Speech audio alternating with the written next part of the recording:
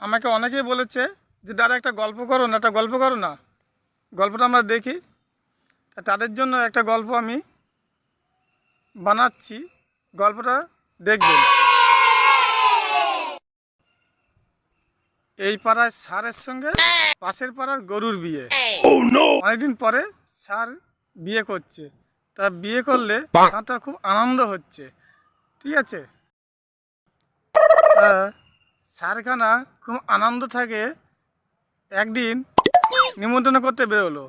একটা টিন হাতে করে নিয়ে, একটা লাঠি নিয়ে বাজাতে বাজাতে যাচ্ছে আর বলছে, অমুক দিনের অমুক গরুর সঙ্গে আমার বিয়ে, আপনারা সবাই খালি হাতে যাবেন, গিয়ে খেয়ে দিয়ে আসবেন, আমাকে আশীর্বাদ দেবেন। এই বলছে আর টিন বাজাচ্ছে যে শুনুন শুনুন শুনুন, অমুক তারিখে